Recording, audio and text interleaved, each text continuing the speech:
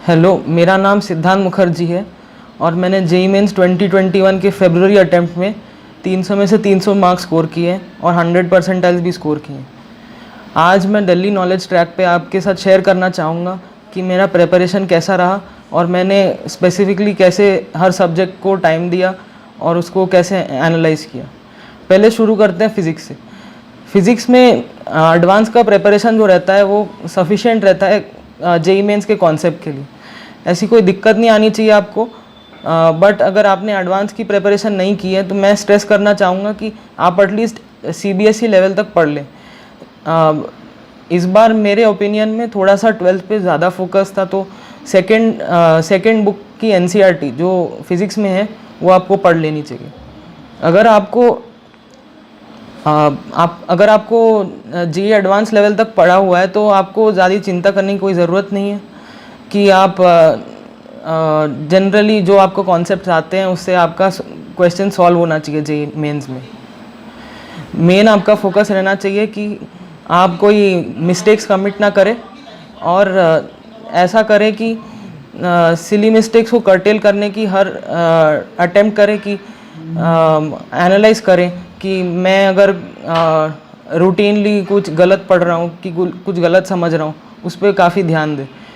Second चीज़ ये रहेगा कि कुछ बच्चों जेईई मेन स्पेसिफिक टॉपिक्स भूल जाते हैं, जो ट्रांजिस्टर्स, सेमीकंडक्टर्स, वो सब वाला टॉपिक जो जेईई मेन में काफ़ी वेटेज रहता है कंपेयर टू जो उसका मतलब लेंथ है चैप्टर का।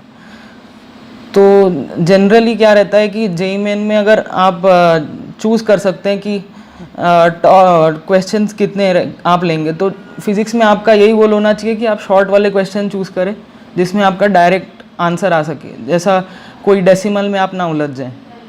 तो ये काफ़ी इम्पॉर्टेंट रहेगा कि आप वो 10 क्वेश्चन का बेनिफिट ले पाएँ। फिज़िक्स में और एक बात ये है कि आपको अगर कॉन्सेप्ट्स क्लियर करने हैं तो मैं कुछ सजेस्ट करना चाहूँगा कि आप एनसीईआरटी बुक्स को जब पढ़ें तब उसको लाइन टू लाइन पढ़ें।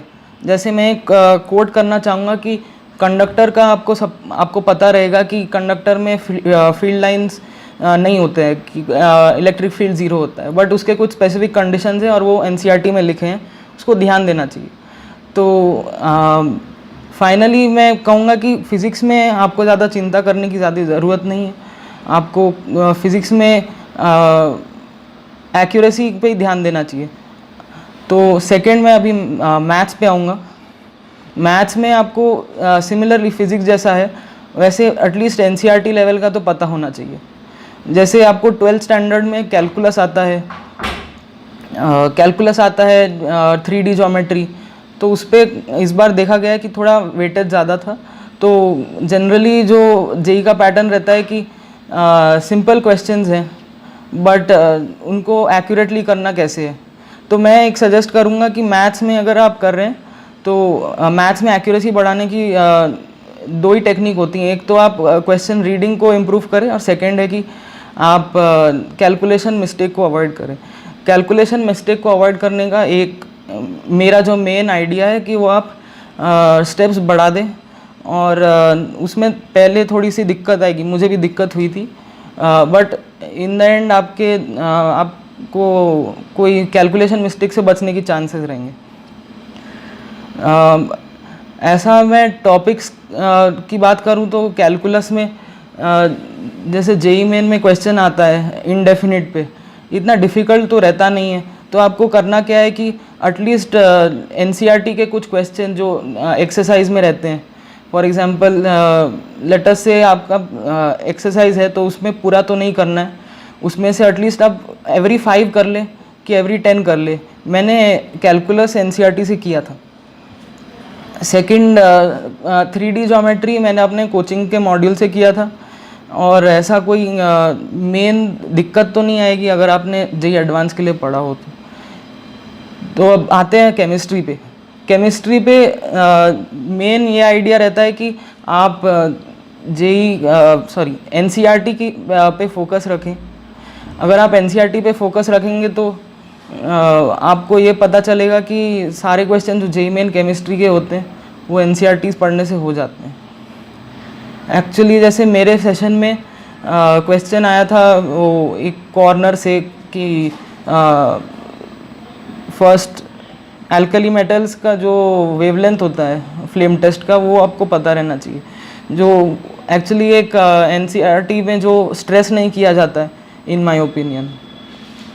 तो ऐसे जो थोड़े ऑब्सक्योर क्वेश्चन रहते हैं वो आप एनसीईआरटी पढ़ने से काफ़ी हेल्प मिलेगा आपको।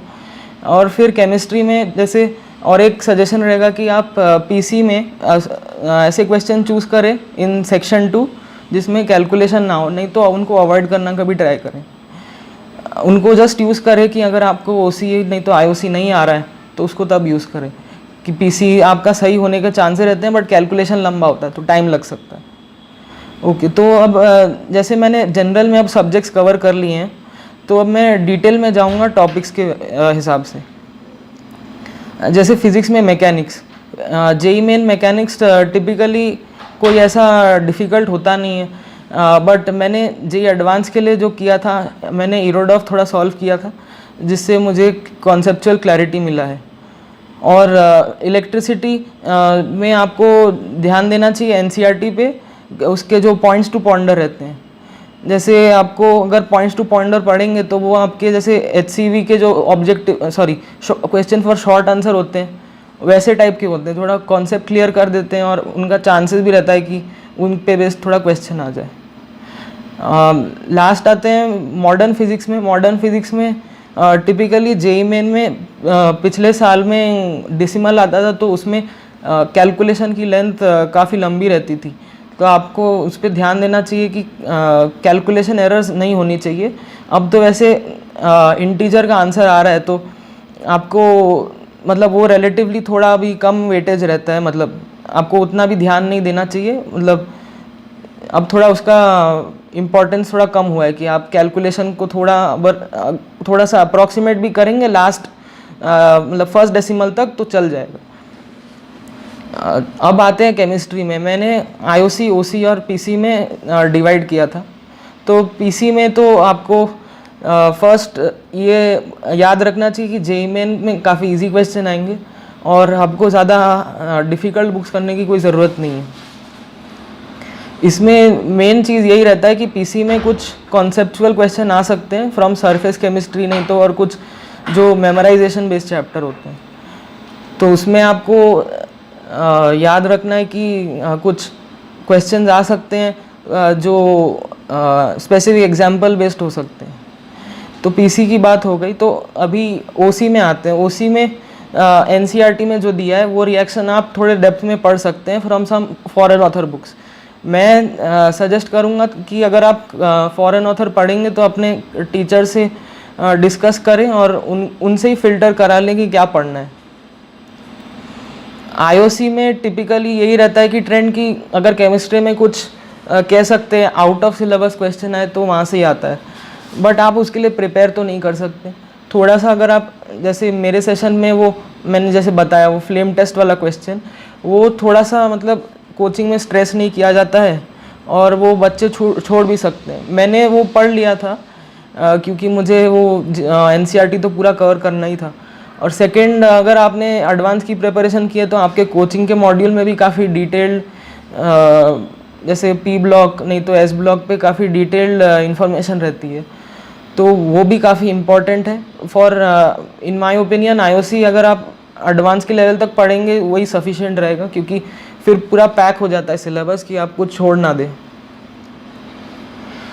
लास्ट आते हैं फिर वापस मैथ्स पे।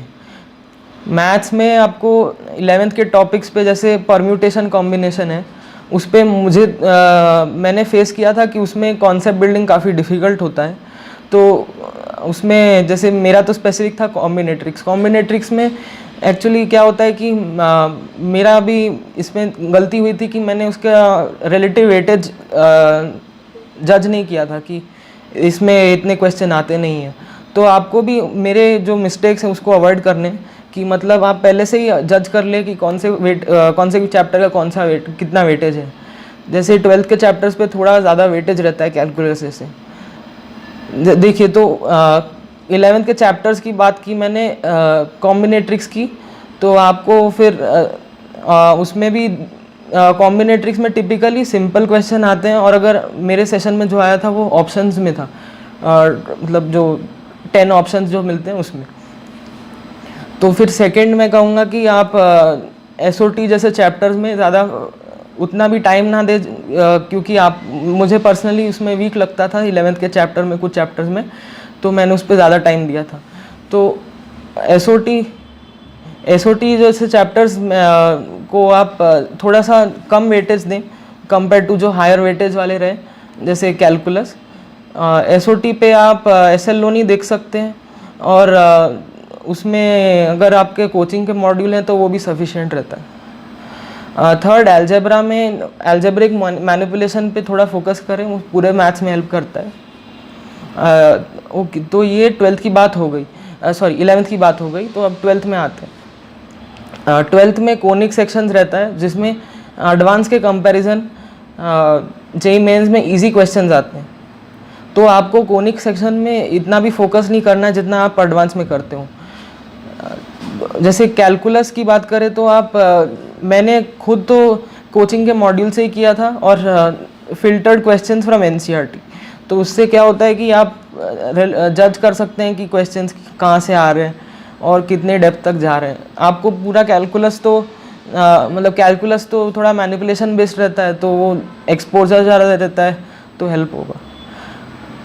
ओके, तो नेक्स्ट आ रहा है वेक्टर 3D पे। वेक्टर 3D मैंने भी वही क्वेश्चन मॉड्यूल से किए थे, और लास्ट ये तो मैंने सब्जेक्ट की बात कर ली, और मैं लास्ट यही कहूँगा कि आप पास पेपर्स काफ़ी करें। मैंने 2020 के और 2019 के चैप्टर वाइज क्वेश्चंस किए थे, जिससे मुझे आइडिया लग गया था कि NTA का पैटर्न क्या होता है।